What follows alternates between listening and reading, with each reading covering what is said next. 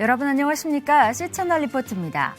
매주 이 시간에는 한 주간의 교계 뉴스와 우리 이웃들이 전하는 신앙 간증 이야기 그리고 기독교 문화 소식으로 함께합니다. 1월 11일 월요일입니다. 먼저 국내 뉴스로 시작합니다. 첫 소식입니다. 대한예수교장로회 통합총회와 한국기독교교회협의회가 각각 신년 예배를 드리고 주님의 부름에 충실히 응답하는 2016년이 되길 다짐했습니다. 유성훈 기자가 보도합니다. 2016년을 맞아 대한예수교장로회 통합총회와 한국기독교교회협의회가 각각 오전과 오후에 한국교회 100주년 기념관에서 신년 예배를 드렸습니다. 예장 통합은 신년 시무예배와 할애회를 함께 드리며 새 출발을 알렸습니다. 참석자들은 21세기 대한예수교장로회 신앙고백서를 통해 신앙고백을 했습니다.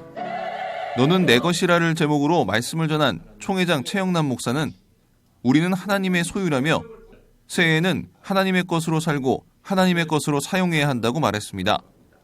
또한 최영남 총회장은 100회기 총회 주제인 주님 우리로 화해하게 하소서를 언급하며 하나님께서 화해의 비전을 허락하셨다고 전하며 올 한 해 교회와 교단, 나라와 민족이 화해의 역사를 경험하길 바란다고 강조했습니다. 우리는 최고예요. 하나님은 여러분들이 최고의 당신의 작품이라고 말씀하고 계십니다. 한국기독교교회협의회는 신년 예배를 통해 먼저 죄의 고백과 용서를 구하는 순서로 예배의 문을 열었습니다. 교회협 회장인 이동춘 목사는 평화를 주제로 말씀을 전했습니다. 이동춘 교회협 회장은 한국교회가 연합하고 서로 격려하며 위로해야 된다고 말했습니다. 이동춘 회장은 이어서 한국교회가 나누는 삶을 실천하기 위해 앞장서야 한다고 전했습니다. 교회협은 교회 일치와 개혁, 민주주의의 회복, 남북 화해와 통일을 위해 특별기도 순서를 마련했습니다.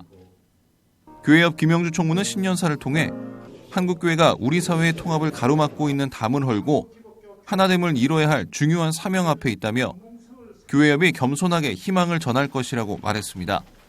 주님의 말씀을 되새기며 그 사명을 감당하기 위해 믿음의 역사와 사랑의 수고와 소망의 인내를 다하겠다고 다짐해 봅니다. 한편 예장통합과 교회협은 신년 예배에서 성찬을 통해 2016년 새해 각오를 다지며 친교를 나눴습니다. C채널 뉴스 유성훈입니다.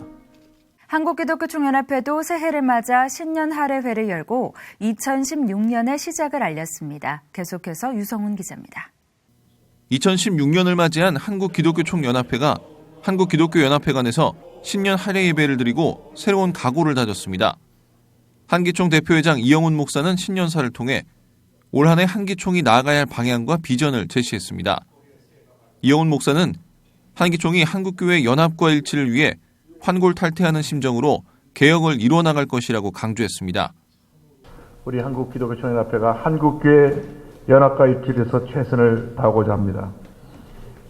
영적 지도력을 회복하기 위해서 환골탈태하는 마음으로 개혁과 갱신을 이뤄가기를 원합니다. 한기총 이영훈 대표회장은 올해 우리나라에서 열리는 세계복음연맹인 WEA 세계 지도자 대회를 은혜로 준비해 대회가 잘 진행되도록 할 것이라고 전했습니다. 또한 이 목사는 한기총은 동성애와 이슬람 저지, 저출산과 청년 실업 문제, 소외계층 돕기 등 산적한 사회적 이슈에 적극 대처할 것이라고 말했습니다. 뿐만 아니라 소외된 계층을 섬기기에 최선을 다하려고 합니다. 200만 다문화 가족, 장애우 가족, 소년소녀 가장, 독거노인, 여러 계층에 소외된 사람들을 그리스도나 섬기기를 원합니다. 한기총 증경총회장인 길자연 목사와 이용규 목사는 지난 1년 동안 한기총이 자리를 찾았다며 앞으로 한기총이 성장하고 번영하길 도와야 한다고 신년 축하 메시지를 전했습니다. 이어서 대한민국과 한국교회의 화합과 발전, 세계 복음화와 평화 통일 등을 위해 특별 기도하는 순서도 마련됐습니다. 한편 한기총은 오는 20일 한국기독교연합회관에서 제27회 정기총회를 열고 제21대 대표회장을 선출한다는 계획입니다. C채널 뉴스 유성훈입니다. 한국교회연합이 신년 감사 예배와 할애회를 갖고 한국교회 위상 회복을 위해 힘을 모으기로 했습니다. 백낙균 기자의 보도입니다. 한국교회연합 신년 감사예배에서 참석자들은 한국교회 위상이 추락해 있는 만큼 위상 회복을 위해 먼저 하나 되어야 한다고 뜻을 같이 했습니다. 이를 위해 턴업운동을 전개하겠다고 밝혔습니다. 이 위상 추락을 스톱시키고 턴하여 업시키는 한국교회 턴업 운동을 적극적으로 전개하려고 합니다. 조일래 대표회장은 턴업운동을 통해 기독교에 대한 추락을 막고 새로운 부흥운동을 전개했다고 밝혔습니다. 한 교인은 이와 함께 한국 기독교가 잘하고 있는 점을 적극 알려 제대로 평가받는 기회로 삼겠다고 강조했습니다. 이날 신년 감사 예배에서 직전 대표회장 양병희 목사는 안디옥 교회와 같이 신앙의 본질을 회복하는 한국 교회를 만들어가자고 설교했습니다. 이어 열린 할애회에서는 참석자들이 서로 축복하며 한국 교회 일치와 연합을 위해 힘을 모을 것을 다짐했습니다. C채널 뉴스 백낙균입니다. 지난달 1일 시종식을 열고 한 달간 모금 활동을 진행해온 구세군 자선냄비가 2015년 목표 금액을 달성했습니다. 어려운 경기 속에서도 국민들의 사랑으로 채워진 구세군 자선냄비 소식 유성훈 기자가 전합니다. 지난달 1일 서울 청계광장에서 열린 제87주년 구세군 자선냄비 시종식. 한국구세군 박종덕 사령관을 비롯해 참석자들이 시종선언과 함께 타종 시범을 펼쳤습니다. 구세군 자선냄비는 지난 12월 한 달 동안 전국 450여 곳에서 거리 모금을 진행했습니다. 온라인과 톨게이트 등을 포함한 거리 모금액은 39억 9천여만 원이며 기업 모금액은 31억 3천여만 원으로 집계됐습니다. 구세군 자선냄비의 2015년 최종 모금액은 71억 원으로 목표 금액인 70억 원을 넘어섰고 이는 역대 자선냄비 최고 모금액이라고 구세군 자선냄비 본부가 밝혔습니다. 네, 12월 1일부터 31일까지 거리 모금이 지속됐는데요. 31일부로 맞춰진 자선냄비가 거리 모금액만 40억 정도, 그리고 기업 모금이 31억 정도, 그래서 총 71억 3천만 원 정도가 모금이 됐습니다. 구세군 자선냄비는 매년 마지막 달인 12월 거리 곳곳에서 만날 수 있는 자선냄비를 통해 그동안 사회복지시설과 소외된 취약계층을 도왔습니다. 구세군 자선냄비본부 이수근 사무총장은 최근 어려운 경기와 기상 여건 등을 감안할 때 모금 목표액을 달성할 수 있었던 것은 국민들의 이웃에 대한 사랑과 따뜻함 덕분이라고 말했습니다. 눈이 좀 와야 우리 시민들이 기쁜 마음으로 기부하는데 눈이 온 날이 거의 없어요. 또 경기가 상당히 어려웠습니다. 그래서 정말 악전고투했는데 사실 이렇게 어려운 가운데서도 자선냄비가 펄펄 끓을 수 있는 것은 우리 국민들이 어려울수록 더 어려운 이웃을 생각하는 마음으로 우리 자선냄비의 마음을 모아줬기 때문이 아닌가 생각합니다. 구세군 자선냄비의 거리 모금은 종료됐지만 온라인을 비롯해 정기 후원과 ARS, 카카오 이모티콘 구매 등 다양한 방법으로 누구나 모금에 참여할 수 있습니다. 한편 구세군 자선냄비 본부는 이모티콘과 같이 즐기면서 어려운 이웃을 도울 수 있는 방안을 마련해 젊은이들이 이웃사랑에 많은 관심을 가질 수 있도록 할 것이라고 전했습니다. C채널 뉴스 유성훈입니다. 이어서 그 밖의 교계 소식 전해드립니다. 대한예수교장로회 합동총회는 4일 신년 감사예배 및 할애회를 총회회관에서 갖고 개혁주의 보수신앙을 유지 발전시켜 한국교회 부흥에 기여하기로 했습니다. 총회 임원을 비롯한 관계자들은 한국교회와 한국사회를 발전시키기 위해서는 바른 신학과 신앙이 필요한 시점인 만큼 말씀을 연구하고 가르치는 일에 매진하기로 했습니다. 총회장 박무영 목사는 그 어느 때보다 한국교회를 지키는 일이 절실하다고 강조하고 교단 일에서부터 모든 일에 하나님의 도우심을 입어야 한다고 설교했습니다. 우리 총회나 교회나 우리 모두가 하나님의 도움 없이 되는 일이 있겠습니까? 모든 것이 적은 일에서부터 큰 일, 모든 것이 하나님의 도우심으로 우리가 결의를 하고 우리가 무슨 일을 했지만 그러나 결과는 하나님의 손에 있지 않습니까? 하나님의 도우심으로 2016년도 그리고 우리 백회기 총회의 모든 일들이 잘 될 줄 믿습니다. 사단법인 세계선교협의회 KWMA는 지난 7일 명성교회에서 제26회 정기총회를 개최했습니다. 제적 인원 202명 중 121명이 참석한 정기총회 개회예배에서는 KWMA 신임 회장으로 선임된 명성교회 김삼환 목사가 말씀을 전했습니다. 김 목사는 선교는 하나님이 가장 좋아하시는 가치 있는 일이라며 끝까지 선교의 사명을 잘 감당해야 한다고 강조했습니다. 이어서 한국교회 활성화와 세계선교연합과 협력, 북한 복음화와 대한민국의 안정 등을 위한 합심기도 순서가 마련됐습니다. KWMA를 위해 15년 동안 헌신한 박종순 목사에게 공로패를, 고 김신자 선교사에게는 감사패를 수여했습니다. 한편 이날 정기총회에서는 전세계 한인선교기구연대 감사를 선포하고 올 한 해 계속해서 지원한다는 계획을 밝혔습니다. 한국기독교총연합회, 한국교회연합, 한국기독교교회협의회 대표들이 함께 모여 한국교회 연합과 일치를 위해 기도했습니다. 한국복음주의협의회 주최로 8일 양재동 온누리교회에서 열린 원래 발표에서 연합 단체장들은 한국교회가 하나 되기 위해서는 주님께서 십자가를 지신 것 같이 우리도 십자가를 지고 희생해야 한다고 강조했습니다. 한국기독교총연합회 대표회장 이영훈 목사는 날마다 자기 십자가를 지고 예수님의 제자가 되자고 설교했습니다.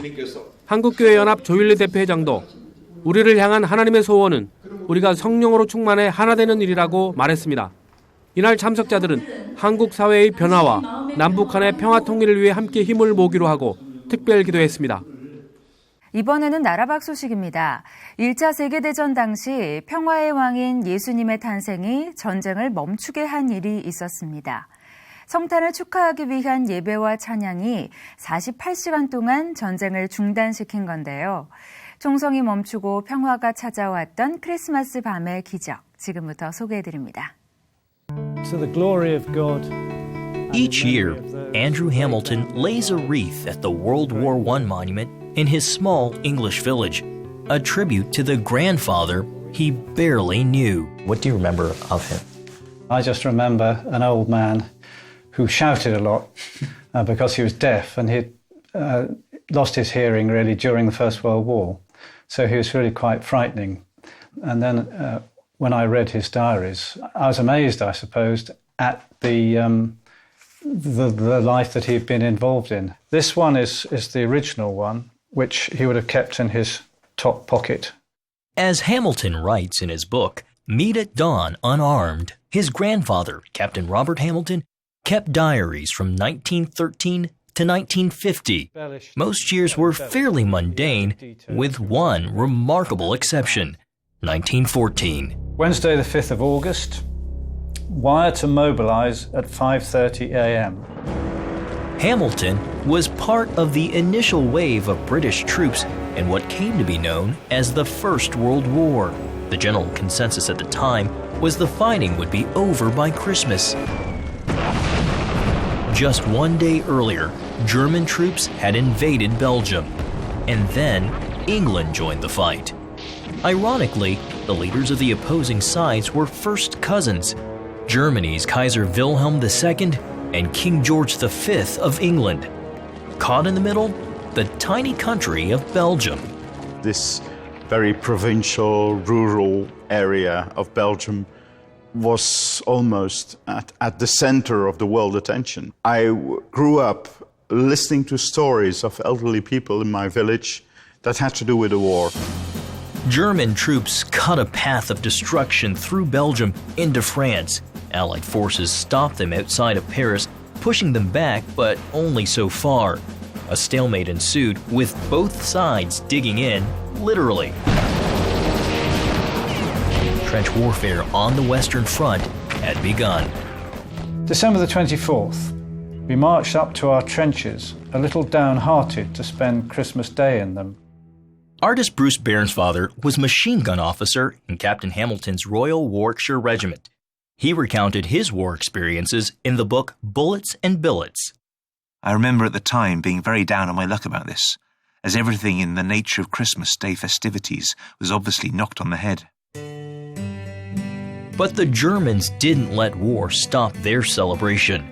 They displayed Christmas trees in their trenches, and on December 23rd, held a church service in a bombed-out sugar refinery. School teacher Kurt Zemisch served in the 134th Saxon Regiment. Like Hamilton, he kept a diary during the war. We sang the song, "This is the day that the Lord has made." The celebration moved many to tears. I think Christmas in those days was much more an important festival in the German culture than it was in French or Belgian or Anglo-Saxon countries. I ordered my men that on Christmas Eve and on Christmas Day, no shots were to be fired from our side if it could be avoided. Then something extraordinary happened. No sooner had we settled into the trenches, we and the Brits tried to draw attention to each other.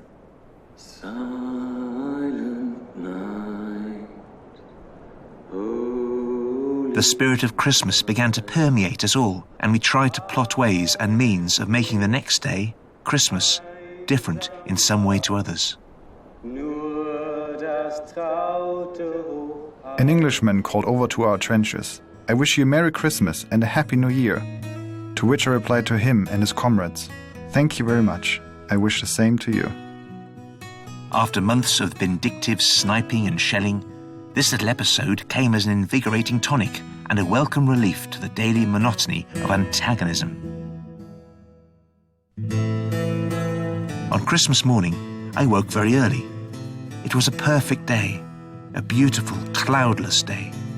December the 25th, a day unique in the world's history. I met their officer and we arranged a local armistice for 48 hours. As far as I can gather, this effort of ours extended itself throughout the whole line as far as we could hear. It's Christmas time, the soldiers under his command have had a rotten time, and he was deeply Christian himself, so it was natural to allow it to happen. So started the Christmas celebration, the celebration of love, when enemies became friends for a short time. Here they were, the actual, practical soldiers of the German army. There was not an atom of hate on either side that day.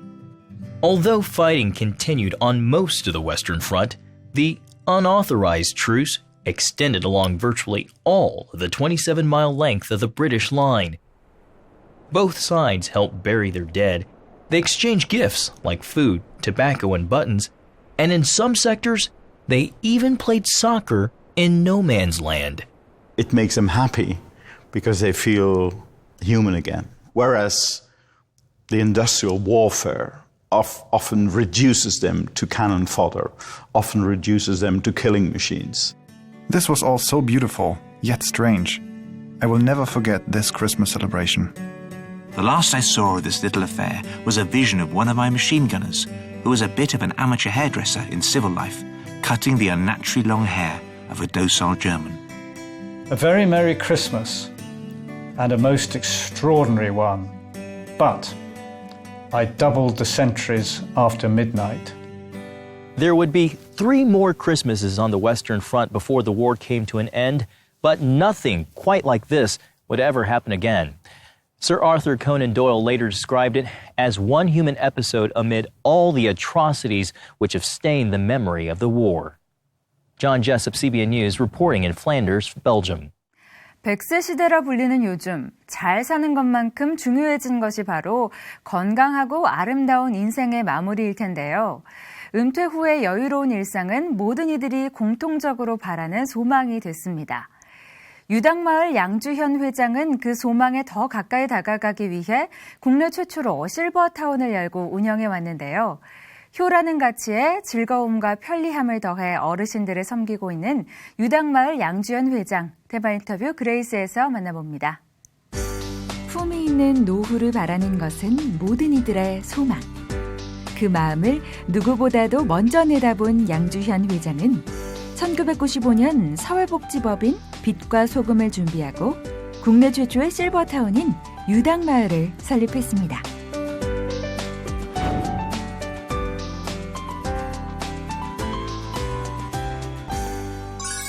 안녕하세요. 저 SNS 가족의 양주현입니다. 1968년도에 저희 부친이신 양창갑 어르신께서 1968년도에 서흥실업 주식회사라는 이름으로 회사를 창업했는데 합사를 제조하는 회사를 인수해가지고 이렇게 새롭게 이제 제조를 시작했는데 제조를 이렇게 한 경험이 없다 보니까 많은 어려움에 닥치게 됐습니다. 그래서 저도 그때 제가 아버님 회사에 참여를 해서 뭐 열심히 뛰었죠. 탑셀 영업뿐만 아니라 자동 충전기를 가지고 영업을 했어요. 그러다 보니까 제약회사에서 전부 다 대부분 이렇게 사게 됐고 불과 시장 10%도 안 되는 5% 시장에서 한 70%까지 끌어올리는 아주 쾌거를 이루었죠. 자동차 부품, 선박 등은 물론 제약회사에서 사용하는 캡슐 제조까지 분야를 넘나들며 사업의 열정으로 회사를 확장해갔던 양주연 회장. 그러던 그에게 문득 자신이 해야 할 일을 돌아보는 계기가 마련됐습니다. 저희 아버님이 지금 아주 살아 계세요. 이제 93세신데 60대 초반에 그 중풍을 맞으셨어요. 그러면서 이제 병원에 입원하시면서 많은 이렇게 주위에 많은 사람이 얘기를 하게 돼가지고 앞으로 노인 문제가 심각할 것이다. 그래서 노인을 위한 뭔가 안식처를 마련해야 되지 않겠느냐 하는 이런 얘기를 이제 많은 지인들하고 의논하시다가 85년도에 사회복지법인 재성을 설립하시고 1988년도에는 개인사재 30억 원을 출연해가지고 그 유당마을을 새로 세우게 된 것입니다. 유당이란 뜻은 그 풍요로운 그 집을 뜻하는 것입니다. 그렇기 때문에 정말 노인들을 위한 이 풍요로운 집이 이렇게 잘 이루어지기를 기도하며 이제 모자란 것을 한 가지 이렇게 메꿔가고 있는 그런 실정입니다. 우리 유당마을 내에 또 빛과 소금의 교회, 빛과 소금 선교회가 있지 않습니까?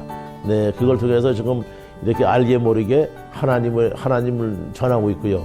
그래서 정말로 영혼 구원의 삶이 얼마나 중요한지 깨달으면서 아무튼 그러한 삶을 우리가 계속 영위하고 있습니다. 웰빙 못지않게 웰다잉이 중요한 시대. 하나님이 허락하신 삶을 어떻게 아름답게 마무리할 것인가의 문제가 마치 자신의 숙제처럼 여겨졌던 양주연 회장.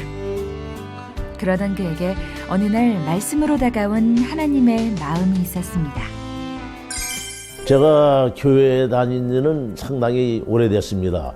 이제 30대 초반에 다니기 시작했으니까 그러나 이제 제가 저 옆에는 항상 이제 비즈니스가 이제 이루어지기 때문에 항상 옆에는 술이 있었고 제가 하나님을 향한 믿음이 있어도 그 믿음은 이렇게 그 술 속에 묻혀버리는 거예요. 믿음이. 그래서 이 종교 생활에 불과한 그런 생활을 수십 년을 해왔습니다. 하나님을 이렇게 극적으로 만나게 되는 그런 계기가 이제 송구 영신 예배 때 이루어졌습니다.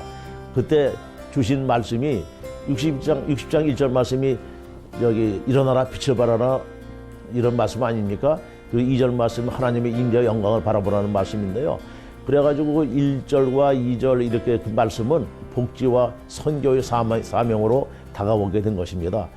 우리 회사 이름이 성에서 SNS 바뀌는 아마 그런 계기가 됐습니다. 1월 1일부터 제가 큐티라는 걸 시작을 했어요. 그래서 하루도 빠지지 않았죠. 지금까지도 계속되고 있습니다. 큐티 생활은.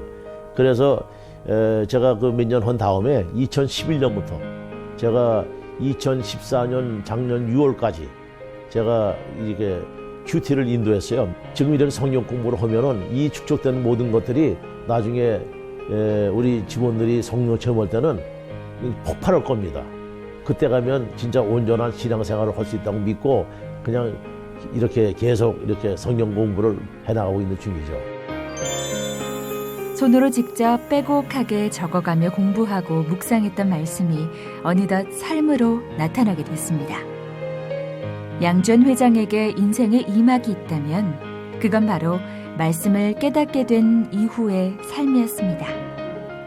이제 우리가 제2의 제3의 유당마을이 어떻게 생길지 그거는 아직 아무도 예측 못하는데 아무도 최선을 다해서 하면서 이렇게 하나님이 주신 모든 것을 이 씨뿌름의 모든 것을 앞으로 잘 감당하려고 생각하고 있고요. 그리고 복지와 선교에 가는 것도 이것은 유당마을 내에 있는 빛과 소금의 교회, 빛과 소금 선교회를 통해서 앞으로 더욱 확장해 나갈 이런 계획을 갖고 있습니다. 많은 어르신들의 삶이 보다 안정되고 편할 수 있도록 돕고 싶다는 양주연 회장. 실버타운의 보편화를 이루기 위해 끊임없이 노력해온 그는 무엇보다 유당마을을 통해 더 많은 어르신들에게 그리스도의 사랑을 전할 수 있길 간절히 바라고 있습니다.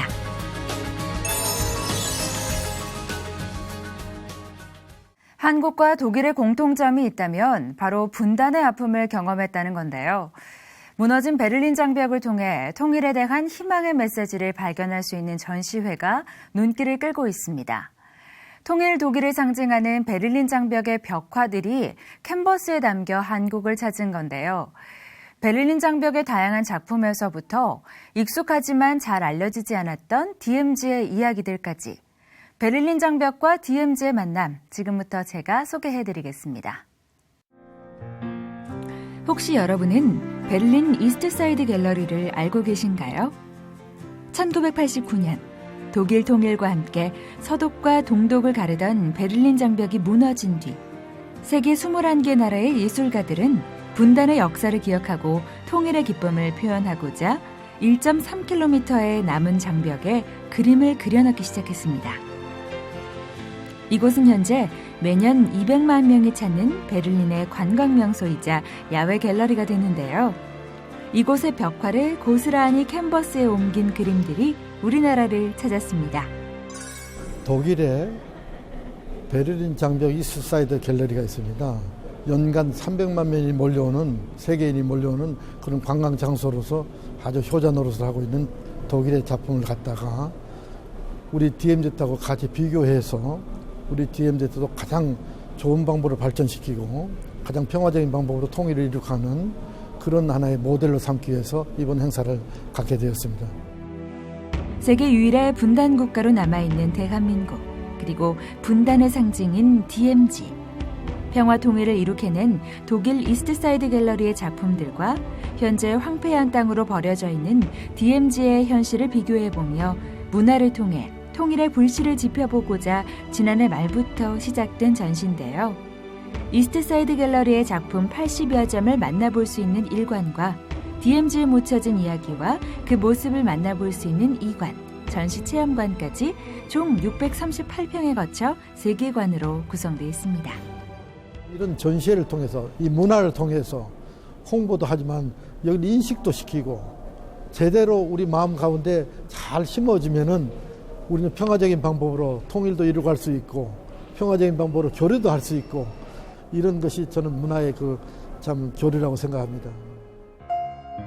전시회 제목은 미안해 정말 미안해.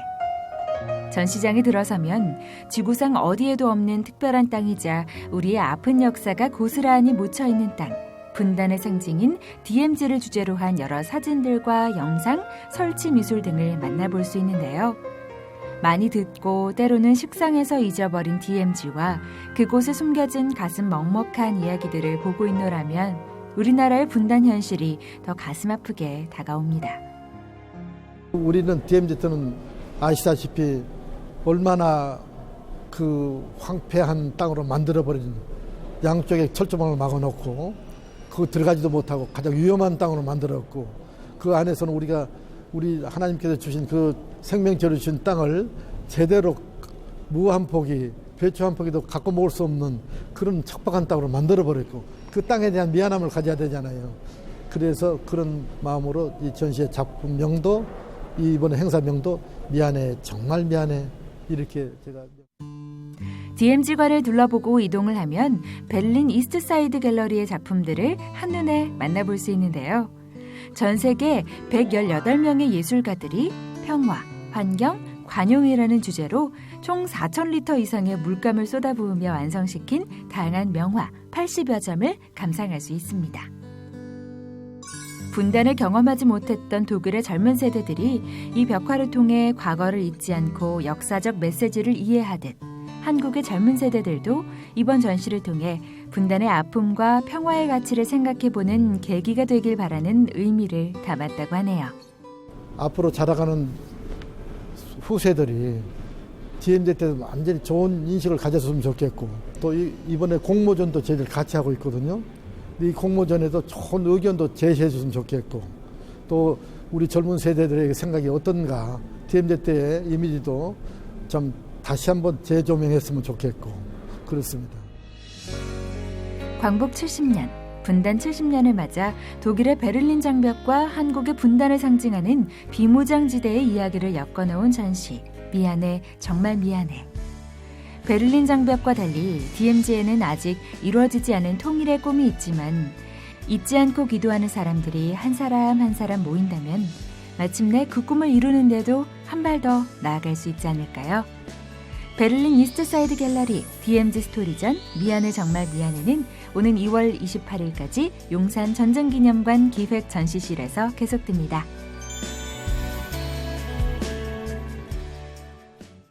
(1월도) 벌써 열흘이 지났습니다.